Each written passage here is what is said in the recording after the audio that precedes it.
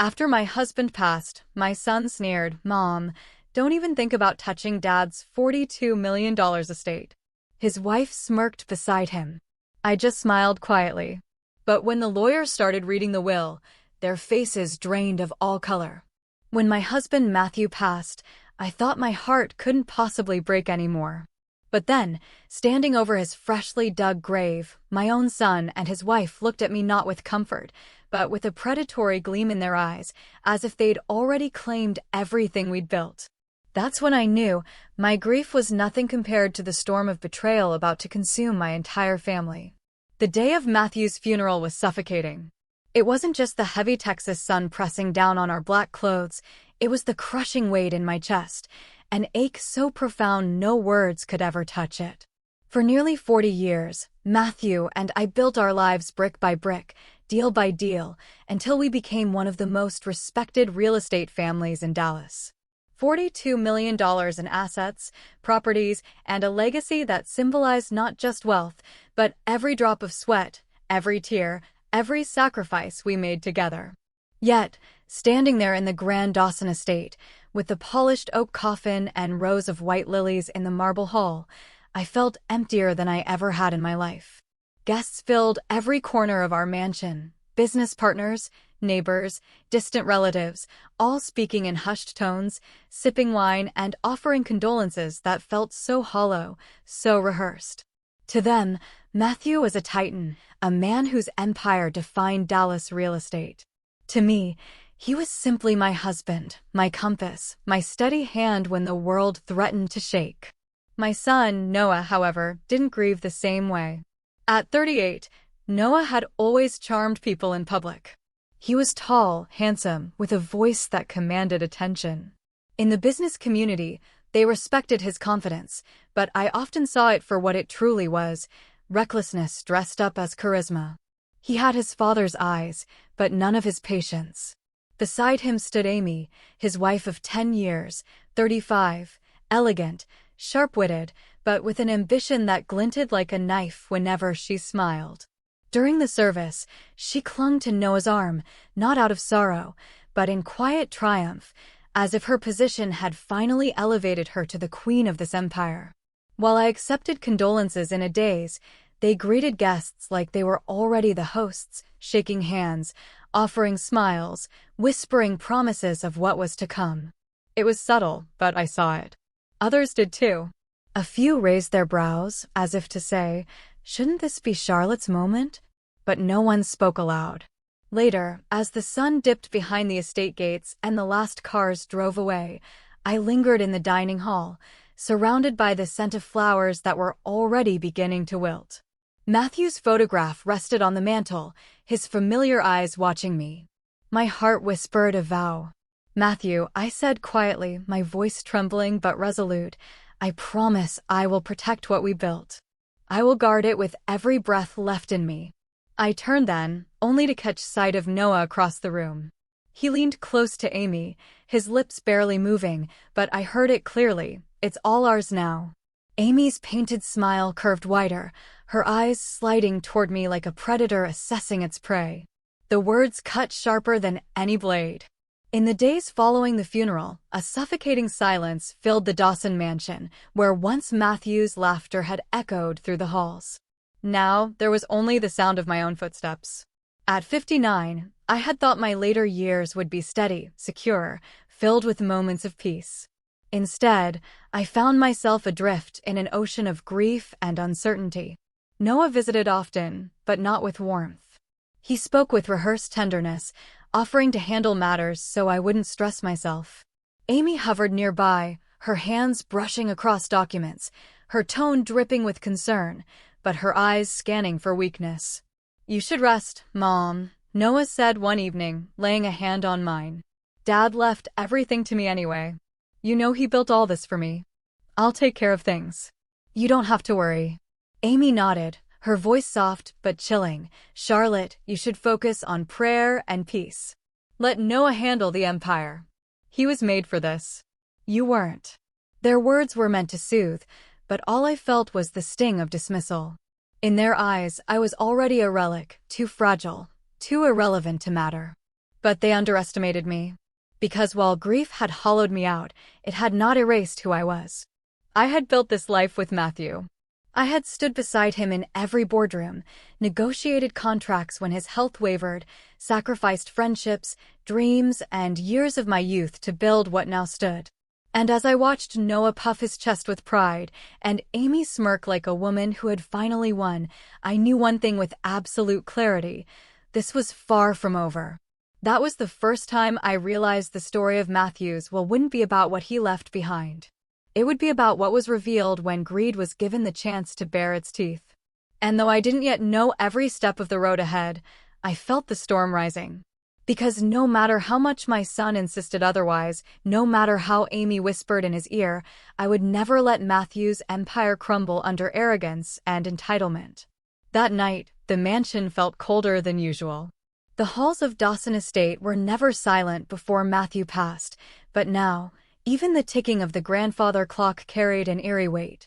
I walked slowly down the corridor, searching for something. Maybe a trace of comfort. Maybe just the strength to face another day without him. As I passed by the study, a sliver of light bled through the crack in the heavy oak door. I paused, thinking Noah might be working late. But then I heard voices. Not just voices, his voice, low and mocking, and Amy's, sharp as glass. I should have kept walking. I should have respected the boundary of that door. But something in their tone, the cruel edge in their laughter, froze me to the floor. Noah, Amy's whisper was sly, curling like smoke. She's fragile now. You've seen her. One gentle push and she'll lean exactly where you want. Smile, hold her hand, look like the dutiful son. She'll sign whatever paper you place in front of her. I paused. Then Noah chuckled. Not the laugh of my little boy who once begged me to read him bedtime stories. This laugh was hard, arrogant. You're right, he muttered. She's easy prey. All her life she's hidden behind Dad's shadow. She knows nothing about running this empire. The moment I tell her it's complicated, she'll nod and hand me the pen. I felt my chest tighten as though the air had turned to iron. Amy's voice came again, steady, confident. We'll draft something clean, something that shifts control quietly. She'll believe it's just another routine document. And when the lawyer confirms her signature, it's ours. Every property, every cent. She can have her charity lunches and her pearls, but the estate belongs to us. Noah gave a short laugh. She'll thank me for saving her the trouble, and the city will still respect me. Matthew Dawson's only son. No one will question it. Who listens to a grieving widow anyway? My knees trembled, but I refused to let a sound escape my throat. I leaned closer to the door, my heart pounding in my ears. Amy pressed further. She's still clinging to her dignity. Break that. Remind her she's old. Remind her that Matthew is gone. Without you, she has nothing. Once she feels powerless, she'll surrender everything with a smile. I bit down on my lip until I tasted blood. My son, my only son, plotting to strip me of everything Matthew and I had built. Noah, Amy teased, her tone dripping with cruelty. You always said she was too soft. This is your chance to prove you're stronger than your father ever was. Don't hesitate. Noah sighed, but not with doubt, with pride. She thinks I care. She doesn't know that I stopped respecting her years ago. To me, she's just a figurehead. She was never cut out for this world. Dad tolerated her opinions, but I won't. I'll run things the way they should have been run all along. The words stabbed deeper than any blade could. I pressed my hand against the wall, steadying myself. 1,000 memories came rushing back. Noah's first steps, his first broken arm, his laughter in the backyard while Matthew grilled burgers. I had raised him with love. I had stood beside him when he faltered. And now he stood on the other side of that door, tearing apart the last threads of trust that bound us together. I swallowed hard, forcing back tears. I wanted to burst through the door, confront them, scream his name until the echo rattled the chandeliers. But something inside me whispered to wait. If they thought I was fragile, I would let them believe it. If they thought I was blind, I would keep my eyes sharper than ever. Still, their words cut again before I could step away. She'll never see it coming, Noah said flatly. Mom's weak. She'll fold like paper, and when she does, Everything Matthew left will finally be mine. Amy's laugh lingered like poison in the air. At that, my hand slipped from the wall, my breath sharp and uneven. I stumbled back, the wood floor creaking beneath me. For a moment, I feared they'd heard, but their voices carried on, absorbed in their scheming. I walked away as quickly and quietly as I could, my slippers brushing against the Persian rugs, my heart hammering so loudly I thought it might give me away. By the time I reached my room, my eyes were burning. I closed the door, collapsed against it, and let the weight of their betrayal crush me. For a brief second, I prayed it was grief talking, that Noah's words were born of desperation, not malice. But I knew better. The tone in his voice was not of a son mourning his father. It was the voice of a man who had already crowned himself king. I stood in the darkness of my bedroom, fists clenched. My body trembled, not just from sorrow, but from the slow, steady birth of something else, resolve. Matthew had trusted me to guard what we built. And I realized in that moment I could not crumble. I could not surrender. If Noah thought I would fold quietly into the shadows, he was mistaken. Yes, my son had betrayed me. Yes, his wife had sharpened his arrogance into a weapon. But they underestimated me, and I would make certain they lived to regret it. The morning after overhearing Noah and Amy's scheme, I felt as though the mansion itself had turned against me.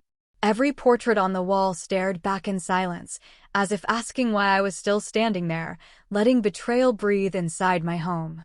I couldn't sleep, couldn't eat. My hands shook when I tried to pour coffee. So I left. The drive to downtown Dallas was quiet, the sky cloudless and sharp. The city moved at its usual relentless pace, but I felt like an intruder in it, a ghost among people who still had lives untouched by treachery. My heart guided me to one place only, the office of John Hale. John had been Matthew's friend for over 30 years. They had built trust in business and in brotherhood. He had served as the family's attorney since Noah was a child. If there was anyone who could steady me, who could help me see past the fog, it was John. His office was tucked inside a tall stone building with brass handles that gleamed in the morning sun. I pushed open the door. The scent of leather and polished wood greeted me like an anchor. His secretary, a woman in her 50s with kind eyes, recognized me instantly and ushered me in without question. John stood from behind his desk when he saw me. His hair had turned more silver than brown, but his frame was still solid, his presence steady. He stepped forward, clasping my hands firmly. "Charlotte," he said, his voice heavy with both grief and affection. "I was going to call you today. I didn't want to disturb you too soon after Matthew's passing." My throat tightened, but I managed to nod. "John, I need to know. Did Matthew leave something behind? Something that explains what I should do now?"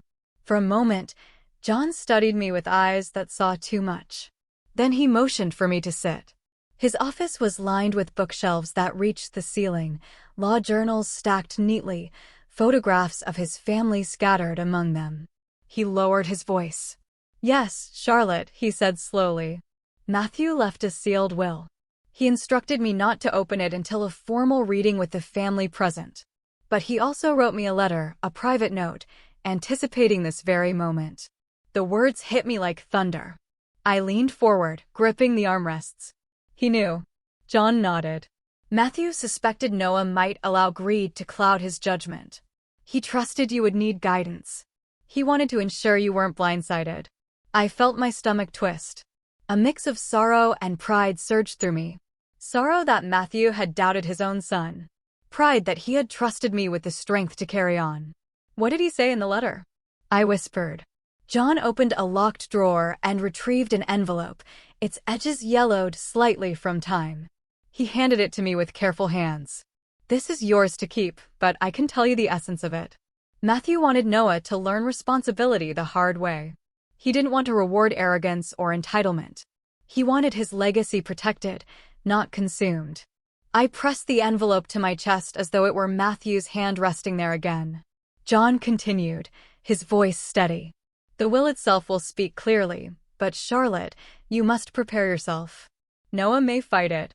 Amy will certainly push him to challenge every word. This could get ugly." I drew a long breath, feeling the shift inside me. Last night, I had been a woman crushed under the weight of betrayal.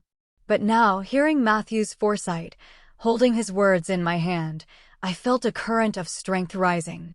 I won't let them destroy what Matthew built, I said firmly. If this is his will, his last wish, then I'll protect it with everything I have. John leaned back, studying me. There was something like relief in his expression, as if he had feared I would crumble. That is exactly what he hoped you would say. You're stronger than they realize, Charlotte. That's your advantage. I shook my head slowly. They think I am fragile. They think grief makes me blind. But they don't know me, John. Not really. I may have been quiet all these years, letting Matthew take the lead. But I listened. I learned. And I will not be played for a fool by my own child. For a moment, silence stretched between us. Only the ticking of a small desk clock filled the space. Then John spoke again. There is another thing, he said carefully. Matthew left something symbolic in the will. I cannot reveal the details before the formal reading, but it is designed to test Noah's character. It will not be what he expects. You need to be ready for his reaction. My grip on the envelope tightened. Then let him react. But I will not yield. If Matthew trusted me to carry this burden, I'll see it through. John's lips curved into the faintest smile. Good, because once that will is opened, there will be no going back. The truth will cut deep and alliances will shift. But remember, Matthew's intent was not just to punish, but to guide. Even in death, he wanted Noah to learn the value of humility. The words sank into me like fire. For the first time since the funeral, my spine straightened. I felt taller, anchored by purpose rather than drowned by loss. I stood, folding the envelope carefully into my purse. John, thank you. You've given me more than legal advice. You've given me direction. Whatever storm comes next, I'll face it. He rose as well, placing a reassuring hand on my shoulder. You're not alone, Charlotte. Remember that. As I left his office, the roar of Dallas traffic filled the air. But inside me, there was only a sharp, calm determination. Last night, I had been broken by Noah's cruelty. Today, Matthew's foresight had stitched me back together. I walked toward my car with one thought burning clear in my mind. If my son wanted a war over this estate, then a war he would have. And I was ready. I knew if I confronted Noah too soon, he would fight back with everything he had. He believed himself clever, and Amy fed that illusion daily. If I wanted to protect Matthew's legacy, I needed to play the part they already assumed I was: fragile, tired, easy to handle. So, I began the performance. The next morning at breakfast, I let my shoulders slump. My hands trembled just slightly as I lifted the teacup. Noah sat across from me, scrolling through his phone. Amy tapped her nails against the table, impatient, as though even family meals were an interruption to her schemes. I cleared my throat. Noah, I said softly, perhaps it's time you helped me with some of your father's paperwork. I'm not as strong as I used to be. Just a few things. Nothing heavy. Temporary, of course. His head lifted, eyes sharp, but quickly masking calculation. Temporary? What do you mean? Just some minor accounts, I replied, sliding a small folder across the table. A late cabin maintenance bill, a shareholder note that needs watching. Simple things. I'm so tired lately. It would be a relief. Amy's smirk spread instantly. That's a wise decision, Charlotte, she purred. You shouldn't overburden yourself. Noah can handle these. He's good with numbers. I smiled faintly, eyes lowered, letting them see only the outline of weakness. Inside, I measured every flicker on Noah's face. He took the folder like it was the first crack in a locked door. Of course, Mom, he said, masking his eagerness with forced calm. I'll take care of it. You should focus on your health. Health. The word hung in the air like a knife. Later that day, when they left for errands, I drove quietly to the office. Not my home office, not the grand desk Matthew once used, but the downtown headquarters of the company that bore his name. The staff there, loyal, seasoned, protective, stood when I walked in. Mrs. Dawson, the finance director, greeted. I'm so sorry for your loss. I placed a hand over hers. Thank you. I need a favor.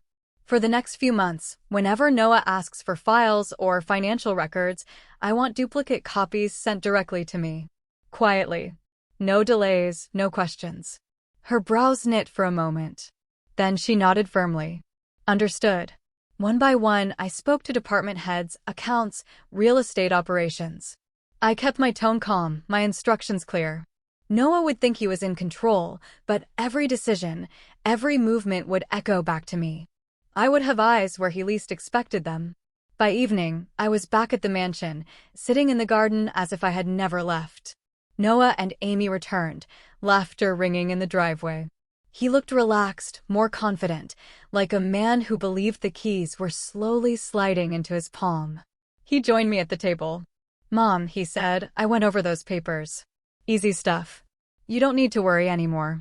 "Thank you, son," I whispered, eyes heavy like a woman surrendering. Amy stood behind him, arms folded, a glint of triumph in her eyes. "You see, things are smoother already. You just needed to let go a little." I didn't answer. Silence often says more than words. The next week passed in the rhythm of my deception. I let Noah sit at my desk occasionally, let him sign off on small maintenance checks, let Amy watch as if she were queen over some conquered land. But every evening after they left, I cross-checked the figures on my own. I made notes, compiled files, and built my case brick by brick. And then came the first real test. One afternoon, I overheard Amy on the phone in the hallway. Her voice was low but sharp, like a blade cutting through fabric. "Yes, the Austin Villa," she said. "Prime spot. I can get a buyer lined up before summer. Don't worry, Charlotte won't resist. She barely knows what she signs these days." My chest burned, but I kept walking, making sure she never knew I had heard. That villa had been Matthew's favorite retreat, the place where he taught our granddaughter how to fish, where he sat by the water at dusk with a glass of bourbon and silence. To sell it would be to erase him. That evening at dinner, Noah cleared his throat. "Mom, Amy and I think we should consider selling the Austin property. It's too much for you to handle." Amy leaned in, eyes gleaming. "It's really for the best. That place just sits empty. We could reinvest the money somewhere more useful." I let my fork rest on the plate. My pulse thudded, but I forced my face calm, lips faintly trembling like a woman too tired to argue. "If you think it's wise, then perhaps draw up the details." "I trust you." Noah's grin flashed for a second before he smothered it. "I'll look into it. Don't you worry." But inside, I promised Matthew they would not touch it. Later that night, alone in my room, I wrote in my private ledger, "Austin Villa, watch closely. Block sale at all costs." The performance was working. Noah believed more each day that I was fading, leaning on him. Amy grew bolder, already speaking of assets as if they were hers. They underestimated me with every breath, every smirk, every whispered plan. And that was exactly what I wanted, because while they schemed in plain sight, I was documenting, preparing, waiting for the moment to strike. I closed the ledger, slid it into the drawer, and locked it. Then I looked at Matthew's photograph on the nightstand. "They think I'm weak," I whispered to him. "But I am not the one in danger here. They are." The Dawson estate was more than walls and land. It was Matthew's blood, his sweat poured into timber and stone, a symbol of how a man with nothing had built something lasting. And yet, on a sharp afternoon, Noah stormed into the study, waving a draft contract like it was his birthright. "Mom," he said flatly, "we need to talk about Dawson." I looked up from the ledger in my hands. "The estate?" "Yes," he snapped. "It's time to sell. We're sitting on untapped equity. Austin Villa, fine, but Dawson is the crown jewel. Developers would line up for it. Dad built it for me. He would want me to use it to expand." The way he said "for me" stung like acid. My voice cut steady. "Your father built it for this family, for us all. It's not just property, Noah. It's history. He planted every oak in that garden himself. Do you really think he meant for you to pawn it off like a poker chip?" Noah's face reddened. His tone climbed. "Mom, you don't understand business. Nostalgia doesn't generate returns. I'm not a child anymore, waiting for your approval. Dawson belongs to me. Dad built it for me." Amy leaned casually against the doorway, arms folded. Her smile was sharp, deliberate, like a blade slipped between ribs. "You're holding him back," she said. "Every empire needs to grow or it dies. You clinging to the past won't change the future.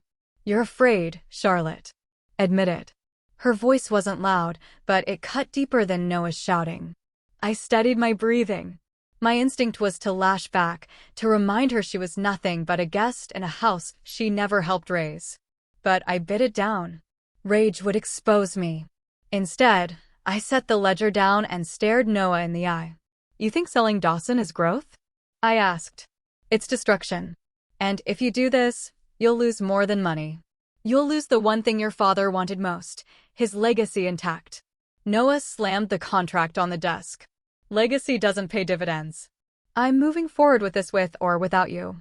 My hand clenched around Matthew's old fountain pen, but I forced myself calm. I knew then Noah wasn't just reckless. He was blind with entitlement, and blind men, guided by greed, walk straight into cliffs. It didn't take long for Noah to find a partner willing to feed that hunger. A week later, word reached me. Noah had been seen at the Sterling Club in Dallas, the kind of place where fortunes changed hands over glasses of bourbon. I didn't need to guess twice why he was there, so I followed. Not inside the room, he would smell suspicion, but close enough to know. Through the tall glass doors, I saw him seated across from Leo Carmichael. Even from a distance, Leo carried the air of a man who thrived on other people's risks. Mid-40s, slick hair, a suit cut too sharp, eyes always calculating. A broker, a dealmaker, the kind of man who smiled while stealing your shoes. I moved discreetly through the lobby, close enough to hear fragments. Noah leaned forward, voice confident, loud enough to carry. 25 million, a flagship restaurant in Uptown. Dawson-branded exclusive dining, corporate events, private suites. It'll be the talk of Dallas. Leo swirled his drink, amused. "And the capital?" "I can liquidate assets," Noah said. "Dawson Estate may be part of the company portfolio. And with your backing, doors open fast. We're talking double returns in under 2 years." Leo's grin spread slowly. "Double? That's ambitious, risky, but the Dawson name. It still carries weight." He tapped a finger against the table, savoring the calculation. "All right, I'll vouch. I'll bring in investors, smooth the banks, guarantee credibility. You deliver me a cut, 10% off the top." "Done," Noah said instantly, almost too eagerly. I clenched the railing where I stood hidden. Matthew's name, his reputation, being traded like cheap currency. Leo leaned closer, his tone dropping, but I caught the edges. "But listen, kid, this only works if you're bold. No hesitation. You want to play in the big leagues? You burn the past. No more mother. No more sentimental anchors. Clear?" Noah straightened his shoulders, chest puffed like he'd been knighted. "Clear." Amy appeared beside him moments later, draping her hand over his arm, flashing that same victorious smirk. She whispered something that made Leo laugh. The three of them toasted as though a kingdom had been secured. I stepped back into the shadow of a column, my pulse hammering. In that moment, it was no longer about Noah stumbling.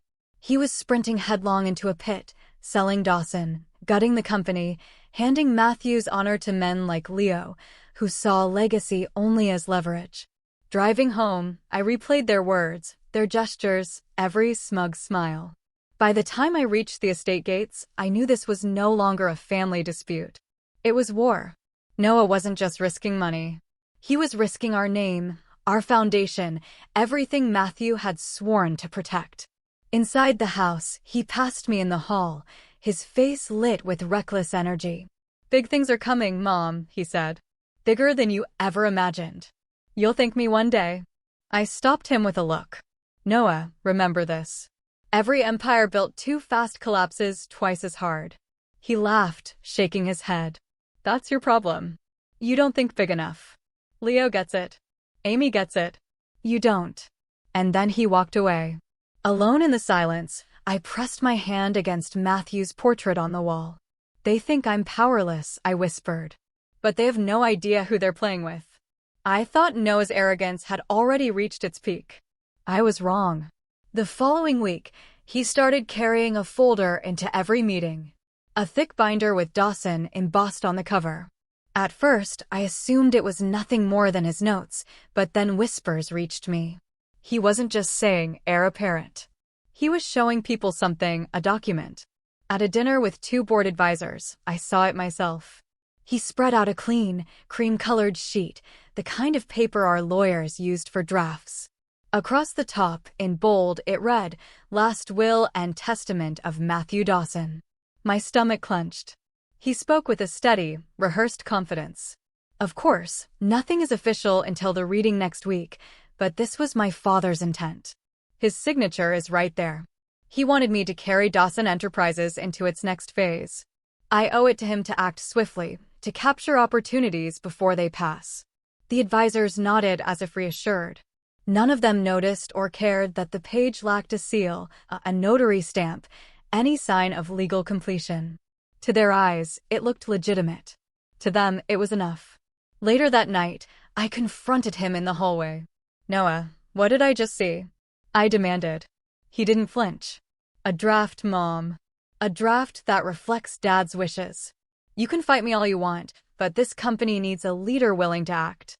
Investors don't wait for ceremonies. They want proof of continuity." "It's not proof," I shot back. "It's a forgery." He stepped closer, lowering his voice. "It's persuasion. Don't confuse the two." The more dangerous part wasn't the paper itself. It was how he wielded it. At one meeting with bankers, I overheard him presenting his pitch. He no longer spoke like a desperate heir. He spoke like a CEO mid-transition, with jargon that sounded both professional and inevitable. "We're restructuring and diversifying the Dawson portfolio post-transition," he said, calm as ice. "Our family enterprise is entering a new generational phase. That means capital reallocation, fresh partnerships, and strategic investments. We're not just inheriting, we're innovating." I watched the bankers lean in. When Noah framed it as Dawson Enterprises, it sounded invincible. Not Noah Dawson begging for cash, but a dynasty securing its future. Amy chimed in smoothly, her tone dripping with confidence. "What you're seeing here is generational succession at its finest. The market trusts stability, and Dawson Enterprises represents exactly that." They had built a performance, one that made Noah appear unstoppable. The deals themselves were cunningly shaped, not outright commitments, but instruments designed to trap.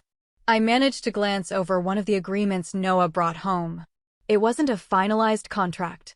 It was a letter of intent, an LOI.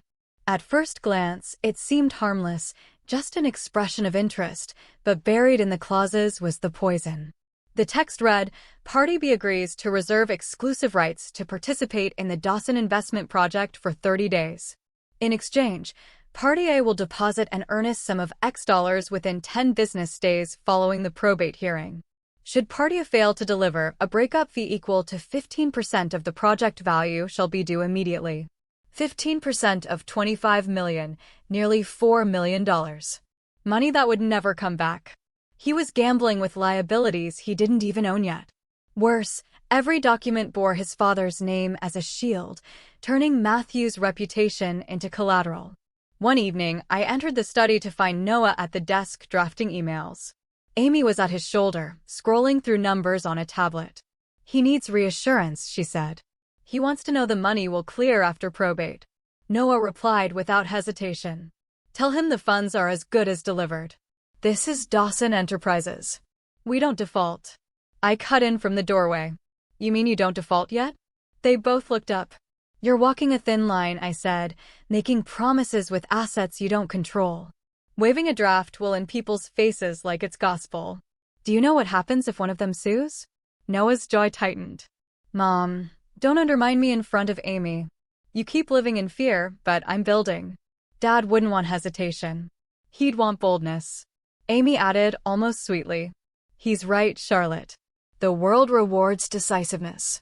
You clinging to procedure only makes him look stronger by comparison." I stared at both of them, their arrogance feeding each other, and felt the weight of Matthew's portrait looming over the room. Within days, rumors began spreading in the market. Dawson was restructuring, shifting into hospitality, leveraging assets for growth. Some believed it, others doubted, but all were talking. And behind those rumors, I knew were Noah's staged documents and empty assurances. At a luncheon in Fort Worth, he stood at the head of a long oak table, investors lining both sides. He held up the same draft will like it was a banner. My father's final wish was continuity, he declared. He built this empire for me to take forward. We're not waiting for bureaucracy. We're moving now. You want in? You have 30 days of exclusivity to secure your place. After that, the door closes. The room murmured with excitement. One man asked, and what if the funds delay? Noah smiled, rehearsed, flawless.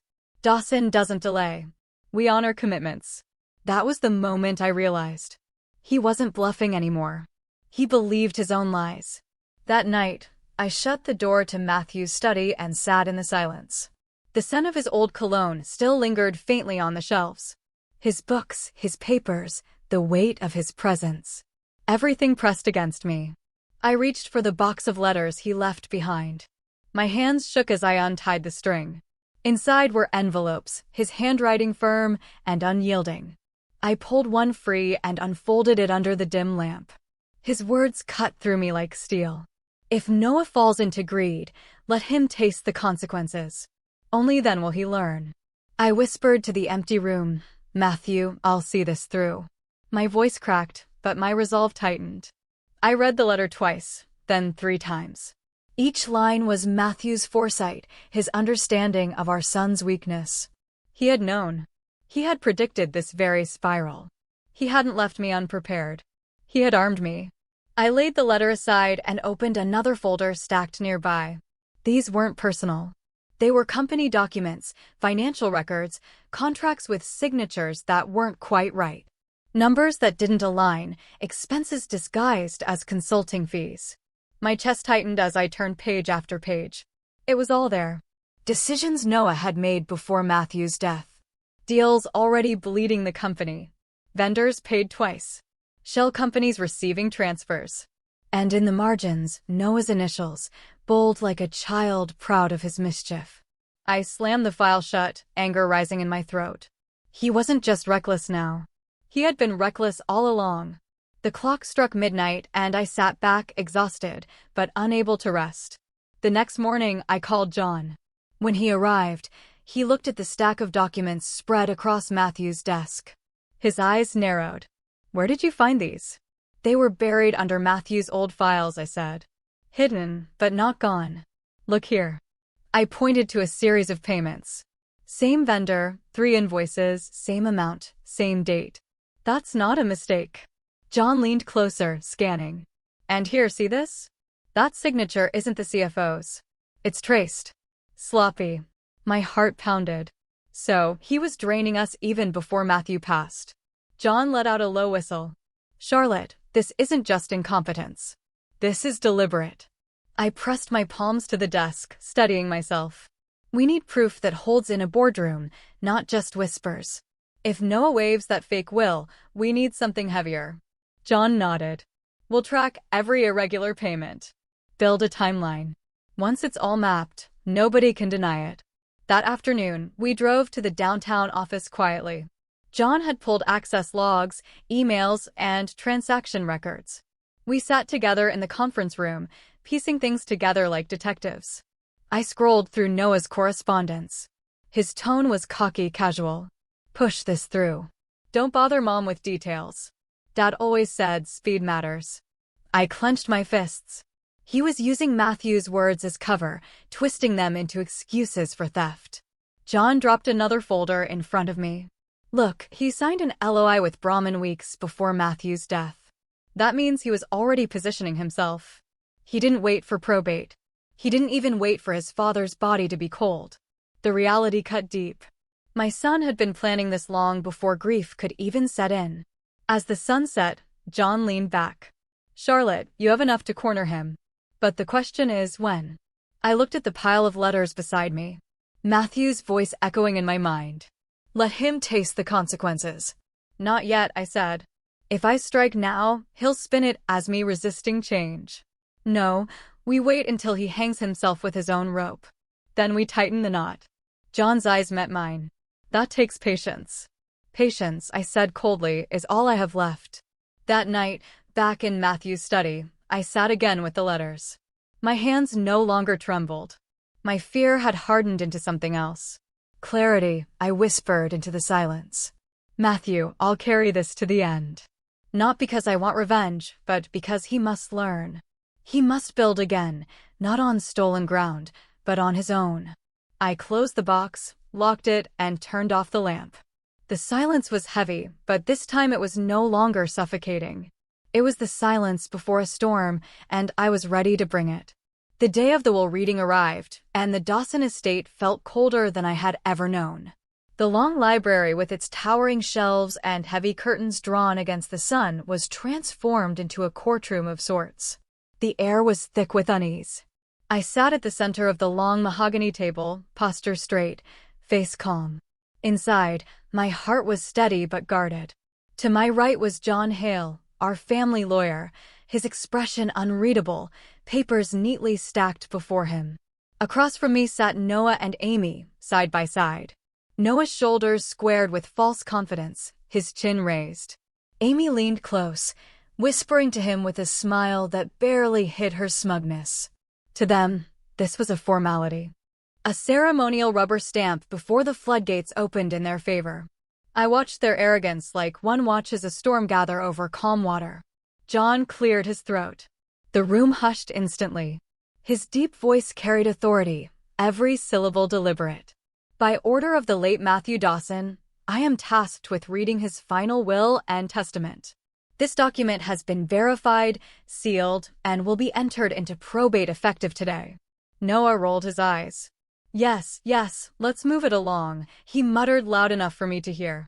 Amy smirked at his impatience. John did not flinch. He continued with the standard provisions: donations to long-serving employees, bequests to charity, instructions for the upkeep of certain properties. Noah tapped his fingers against the table. Amy sighed dramatically. Finally, John adjusted his glasses and turned to the final section. The atmosphere shifted. Even Noah sat up straighter, waiting for the words he thought would crown him. John's tone sharpened. Now, regarding Dawson Enterprises and the totality of the Dawson estate, including liquid and non-liquid assets, properties, and holdings. Noah leaned back with a satisfied smirk. Amy clasped his arm. John continued, Matthew Dawson hereby appoints his wife, Charlotte Dawson, as the sole heir and primary executive of his estate. She shall assume the role of chairwoman of the Dawson Enterprises board with full authority to act in his stead. The silence was deafening. I watched Noah's face shift from smug to stunned in a blink, his jaw clenched, his smirk evaporating. Amy's mouth dropped open, her hand falling away from his arm. John's voice was steady, unrelenting. Furthermore, it is Matthew Dawson's express wish that his son, Noah Dawson, inherit a trust fund in the amount of $100,000. This fund is subject to conditions including demonstrable employment, personal financial responsibility, and abstention from misusing Dawson Enterprises' name for personal gain. The fund will be administered by Charlotte Dawson at her discretion. The air froze. My hands remained still on the table, but inside I felt the weight of Matthew's foresight. Noah shot to his feet, his chair scraping violently against the floor. His face flushed crimson. This is a fraud, he shouted, his voice cracking. I built this, too. I kept this family name alive when Dad was gone. When Mom was, he stopped himself, glaring at me. You can't expect me to believe he'd cut me off for a measly $100,000. This is my company. My inheritance. Amy's eyes welled with tears, but they weren't of grief. They were rage. This is absurd. Matthew loved Noah. He would never do this. He trusted him more than anyone. John's reply was calm, surgical. Matthew knew exactly what he was doing. He made these arrangements long before his illness worsened. This was his final test. He wanted to see if Noah would act responsibly and wait, or let greed consume him. Sadly, Noah, you answered that for him. Noah's fists clenched. This is your doing, Mother. You poisoned him against me. You filled his head with lies. I met his fury with silence at first, letting the weight of his own words hang in the air. Then I spoke, my voice sharp, steady. I didn't need to poison anything. Your actions spoke louder than I ever could. The fake documents, the reckless deals, the arrogance. Your father saw through it all. Amy slammed her hand on the table. You think you've won? This isn't over. Noah will contest this. He'll drag you through court until every penny is gone. John interjected, his voice cutting her off like a gavel. He can try, but this will is airtight. It was notarized, witnessed, and stored under court seal. Contesting it will expose every questionable decision Noah has made. Are you prepared for that scrutiny? Amy's face went pale. Noah looked away, his breath shallow, his chest heaving. For the first time, his bravado cracked into something raw, fear. I let the silence stretch, my gaze locked on him. When I finally spoke, it was not with anger, but with the steel Matthew had left me. Your father wanted you to stand on your own feet, Noah. Not to live off his shadow, not to twist his legacy into your playground. He left you something, but he left you a lesson first. If you can't learn it, then the money will mean nothing, and neither will the Dawson name. Noah dropped back into his chair, his head in his hands. Amy whispered frantically to him, but he didn't respond. His shoulders shook, not with sorrow, but with rage he couldn't unleash. John closed the will, sliding the documents back into their envelope. The reading is concluded. Charlotte, as executive, all further proceedings are under your authority. I nodded once. Thank you, John. I rose slowly, steady, while Noah and Amy remained frozen in disbelief. As I walked toward the door, I felt Matthew's presence stronger than ever. This was not just victory. It was justice. I had carried his foresight through, and though the wound of betrayal still burned, I knew I had fulfilled his wish. Behind me, the silence lingered. The sound of Noah's world collapsing was not loud. It was quiet, suffocating, undeniable. The room had not yet recovered from the shock of the will. Noah's fury erupted, his voice cutting through the air like shattered glass. This is fake, he shouted, slamming his hand on the table so hard the papers trembled.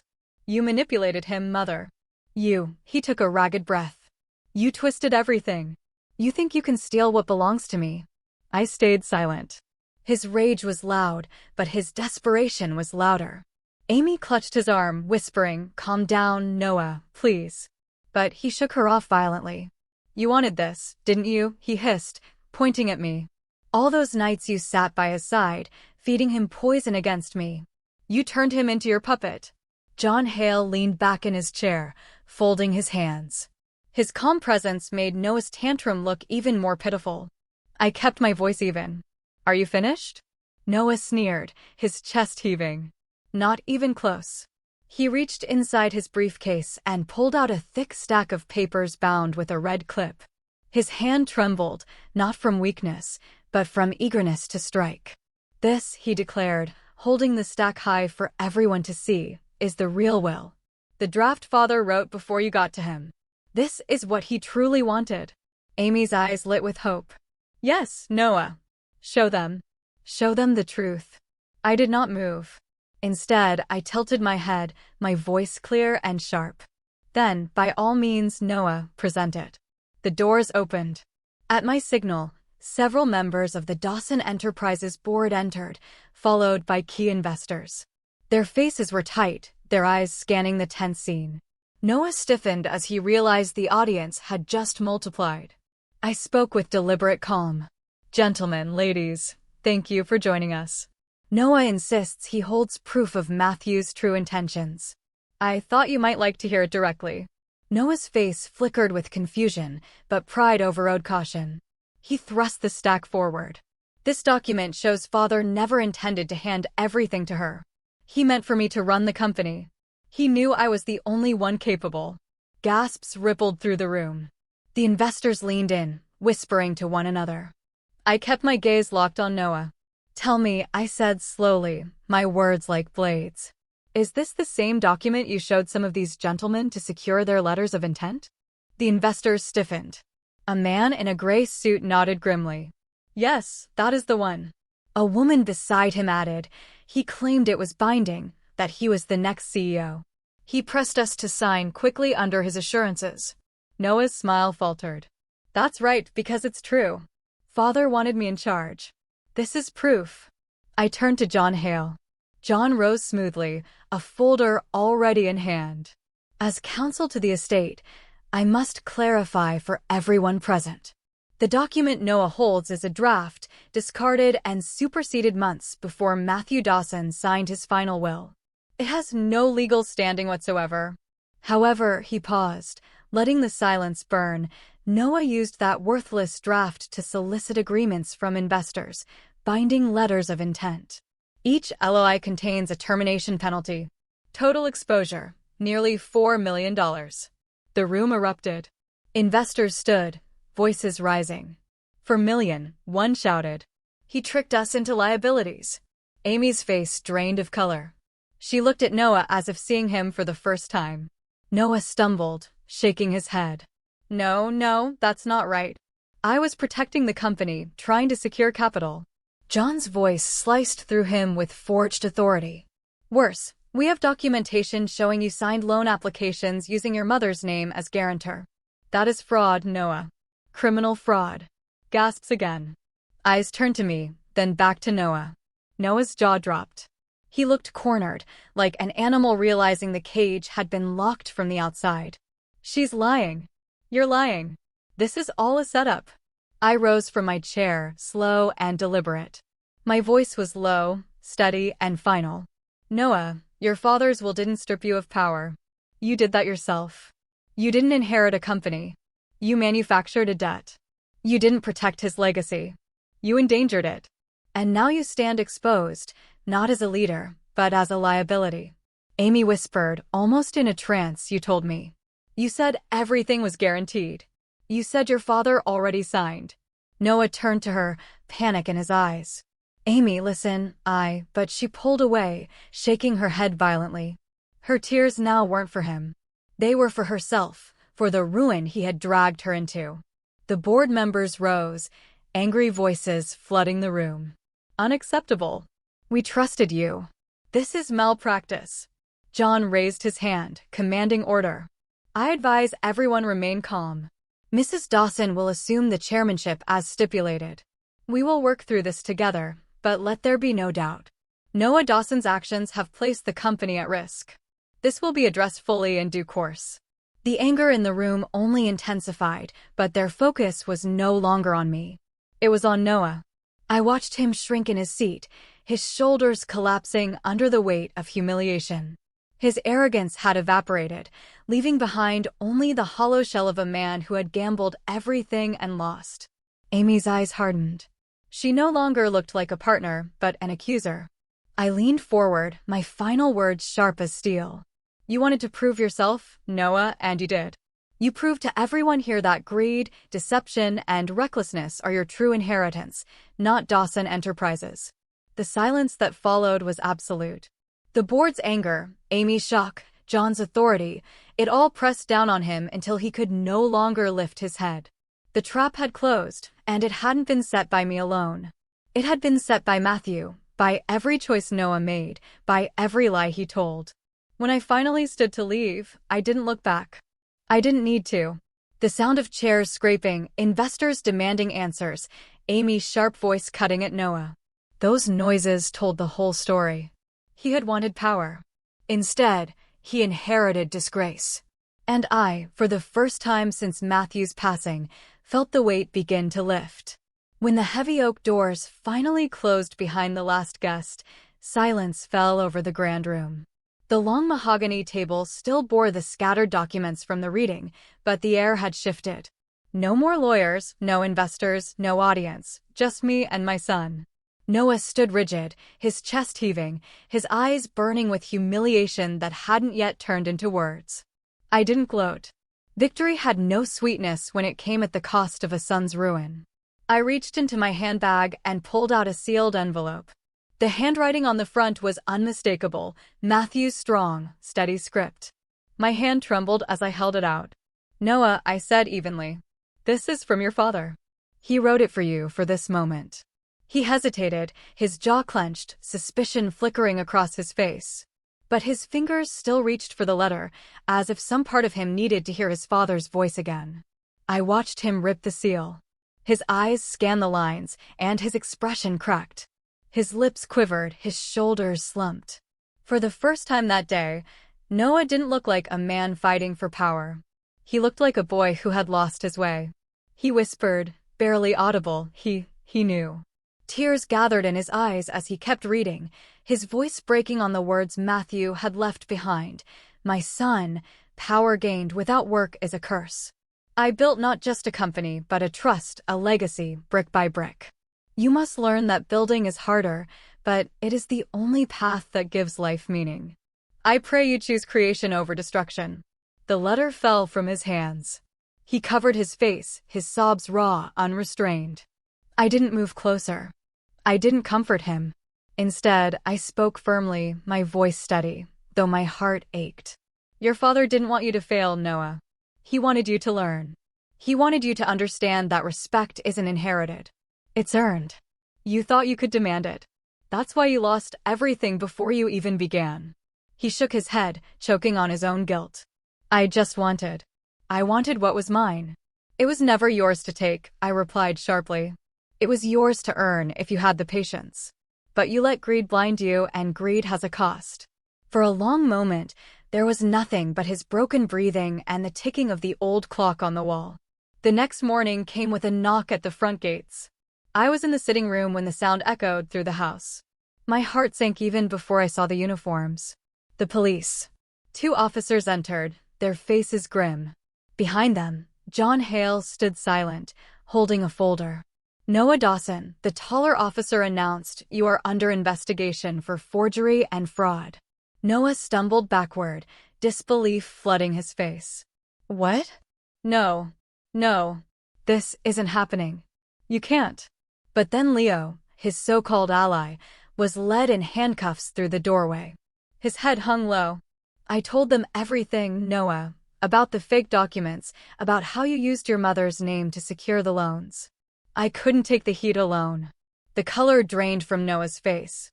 You betrayed me. Leo didn't look at him. He just whispered, you betrayed yourself. The officers read Noah his rights. He shouted, cursed, tried to argue, but it was useless. The evidence was there, laid bare and black and white. The law wasn't swayed by anger or denial. I sat on the edge of the sofa, my hands gripping the fabric so tightly my knuckles whitened. My son, my flesh and blood, being taken away in disgrace. Tears welled in my eyes, but I forced them back. This wasn't about pity. This was justice. As they escorted him out, Noah turned once more, desperation flashing across his face. Mother, please say something. You can stop this. I stood, but my words were cold, unshaken. Noah, I warned you. Your father warned you. We both wanted you to stand on your own. Not drag everyone else down with you. I will not shield you from the consequences of your own choices. His eyes widened, and for a heartbeat, he looked like the frightened child who once ran to me for protection. But the moment passed, and the officers pulled him through the doorway. The house fell silent again. I sat back down, my body heavy, my chest tight. My tears finally spilled, quiet and uncontrollable. They weren't tears of triumph. They were tears of a mother who had done everything she could and still had to watch her son fall. I whispered to the empty room, to Matthew's memory, I didn't want this. I wanted him to change, but perhaps this is the only way. The world outside moved on. Investors regrouped. The company stabilized. Life continued. But for me, time slowed. I thought of Noah's last look, torn between rage and despair. I thought of Matthew's words in the letter, words meant to guide a son who had chosen the wrong road. Justice had spoken, not through my hands, but through Noah's own mistakes. The punishment wasn't mine to deliver. It was the world's, the law's, and ultimately his own doing. I sat there silent, my tears blurring the morning light that poured through the tall windows. There was no gloating in me, no sense of victory, only the solemn weight of truth, a family broken by greed, a legacy nearly destroyed, and a mother left to carry both grief and strength. But even in the quiet, I knew this.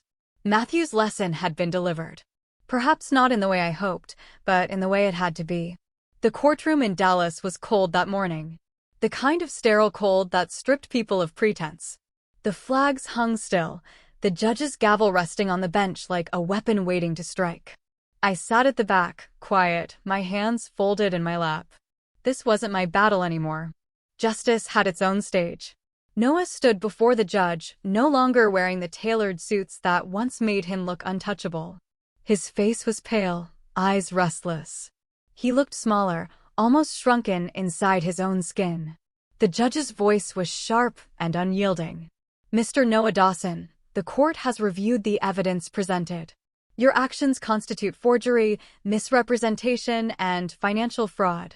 The damage you caused to investors and to the estate cannot be ignored."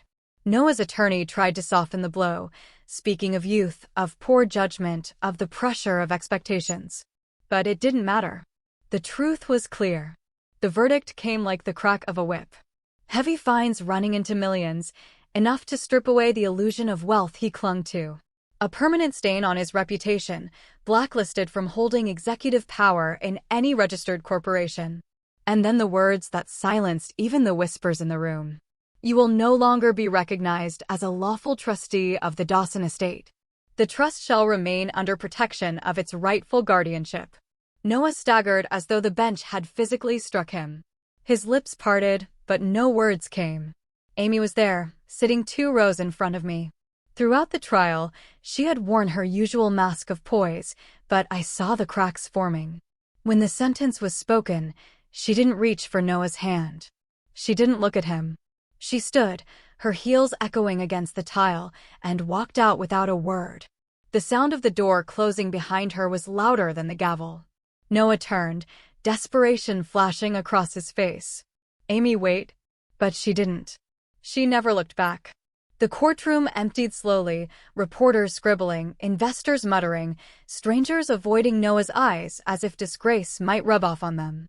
I remained seated until the crowd thinned. When I finally approached him, he was slumped on the bench, his tie loosened, his hands shaking. "Mother," he whispered, his voice raw. "They've ruined me." I met his eyes, steady and unflinching. "No, Noah, you ruined yourself. They only held up the mirror." He shook his head, his breath shallow. "Amy's gone. The company's gone. My name, everything." His voice cracked. "What am I supposed to do now?" I didn't answer. Some questions had no comfort, only truth. The weeks that followed were merciless. The press had a feast. Headlines painted him as the prodigal son turned criminal. Photographs showed him leaving court, shoulders bent, surrounded by flashing cameras. Business journals stripped away his former title of heir apparent, replacing it with fraudster, disgraced, fallen. Investors he once charmed now spoke his name with contempt. Invitations dried up. Friends vanished. Even old acquaintances avoided him in public, fearful of association. I heard whispers from mutual contacts. Amy had filed for separation. She had left for New York, reclaiming her maiden name. She sold the jewelry he had given her, moved into a high-rise downtown, and never mentioned him again. For Noah, the punishment was not just financial. It was social exile. One afternoon, months later, I saw him again. Not in a courtroom, not surrounded by lawyers or officers, but at a small coffee shop on the edge of town. I had gone there to meet a friend. Through the window, I spotted him alone at a corner table, hunched over a laptop, his clothes simple, his face gaunt. He looked nothing like the man who once strutted into boardrooms. He was just another customer lost in the crowd. I stepped inside. He saw me and froze. His eyes widened, shame flooding his face. I walked to his table, my footsteps measured. "Noah." He lowered his gaze. "Mother, I didn't think you'd ever want to see me again." "I didn't come here for you," I said truthfully. Then after a pause, I sat across from him. "But now that I'm here, I will say this. You're still breathing. That means you still have choices." He swallowed hard, his voice barely above a whisper. "I've lost everything. I'm nothing now." I leaned in, my words sharp, but not cruel. "You were nothing when you thought everything belonged to you. Now, stripped of it all, maybe you have the chance to become something real." He blinked rapidly, struggling to hold back tears. "I don't even know where to start." "Start where everyone else starts," I told him. "From the bottom. You wanted to be a builder. Start building, not with stolen trust or borrowed names. With your own hands, one day, brick by brick, if you have the strength. For a long time he said nothing. His jaw tightened, his shoulders straightened slightly. There was no sudden redemption, no grand promise, just a faint nod, as if some corner of him finally heard what had always been spoken. In the months that followed, I heard fragments of his new life. He rented a modest apartment, sold the last of his luxury possessions, and began working with a small logistics firm. Not as a director, but as an assistant. He carried boxes, filed papers, drove deliveries, menial tasks for someone who once demanded obedience. But for the first time, the work was honest. Neighbors told me he often kept to himself.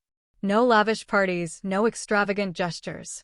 Some evenings he sat outside his building with nothing but a notebook, scribbling furiously as if trying to map a future no one could hand to him. And though he never came to me for help, I sensed he had begun to taste what Matthew wanted him to understand, the value of building, not taking. As for me, I didn't watch with bitterness or glee. I carried my own burden. A mother's heart never stops aching, even when justice is served. But I also carried the truth. Punishment, though harsh, had carved away the illusions. The judge had spoken. The law had stripped him of power. Amy had walked away, and society had turned its back. Now it was up to Noah to face the hardest sentence of all, life itself, without the safety net he once believed unshakable. I closed my eyes one evening. Matthew's words echoing in my memory, "Power gained without work is a curse." For the first time, I believed Noah might finally be learning that lesson. 3 years had passed. Time didn't heal everything, but it forced change, whether we wanted it or not. I sometimes drove past the edge of Dallas, where the city gave way to quiet neighborhoods. There, tucked between a laundromat and a hardware store, was a modest office with a faded sign that read Dawson Logistic Services. The letters weren't polished gold like the old corporate logos Noah once demanded. They were painted by hand, chipped at the edges, but still standing. I walked in once unannounced. The office smelled of coffee, paper, and sweat. Inside, Noah sat at a desk that barely fit the room. His shirt sleeves were rolled up, his tie cheap, his hands roughened from long hours. He wasn't barking orders into phones or surrounded by assistants. He was scribbling numbers in a ledger, his brow furrowed in concentration. When he noticed me, he froze. For a moment, I saw the old instinct, that flash of pride that once made him unbearable, but it didn't last. His shoulders dropped. He stood quietly, like a man acknowledging reality. "Mother," he said, voice steady, but tired. I nodded. "You're working." Yes, his answer was short, almost clipped. But then he added, "It's not much. Deliveries, paperwork, invoices, but it's mine and I'm learning."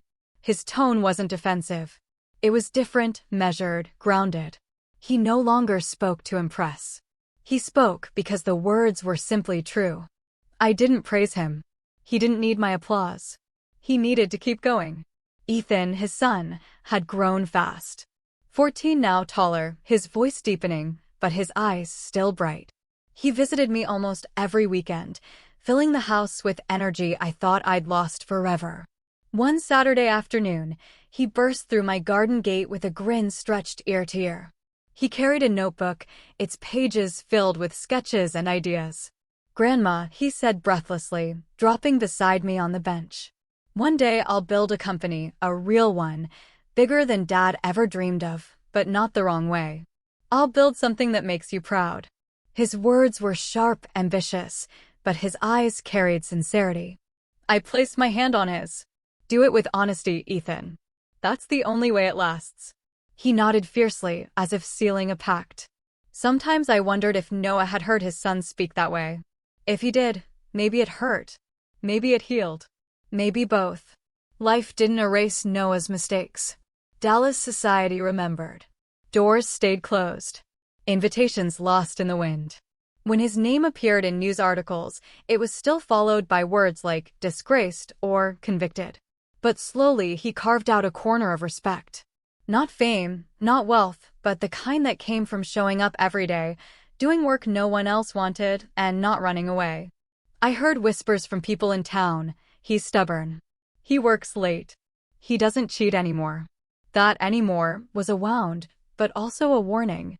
Sometimes Ethan told me about visiting his father's office. He doesn't talk much, Grandma, he said once, but he listens now. He asks me questions about school. He even packed me lunch last week. Those words cut me deeper than any verdict. It meant Matthew's letter had not been wasted. Some part of Noah was still alive, still capable of learning, even if it took ruin to reach it. But I didn't fool myself. Forgiveness wasn't simple.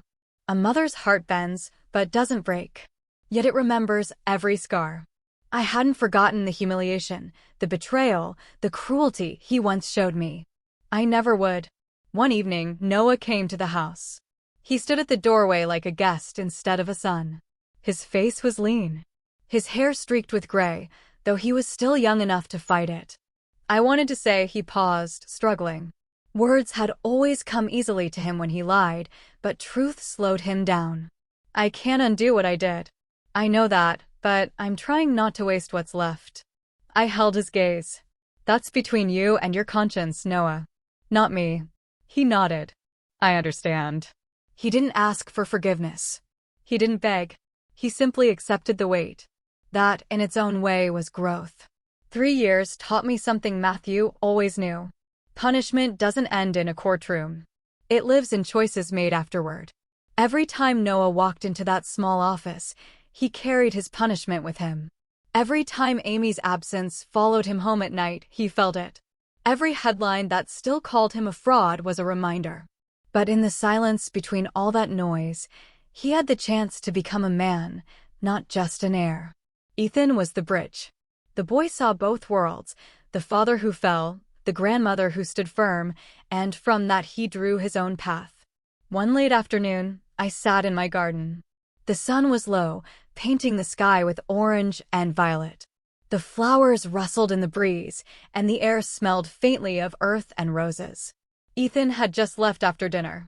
He hugged me tightly, whispering, "I'll make you proud, Grandma. You'll see." His footsteps faded down the path, leaving me in the hush of twilight. I closed my eyes and breathed. And in that silence, I spoke to Matthew. "Matthew," I whispered, "I did what you asked. I gave him a chance. Not forgiveness, not indulgence, but a chance. He stands now on his own feet. He no longer mocks, no longer takes. He works, Matthew. He bleeds for it. That was your wish, wasn't it? That he learns the worth of sweat over shortcuts."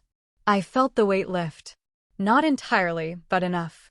Enough to know I had honored my husband's wish, enough to believe the cycle might break with Ethan. The garden grew darker, the first stars pressing against the sky. I sat there alone, but not lonely. My hands folded in my lap. For the first time in years, I allowed myself to hope.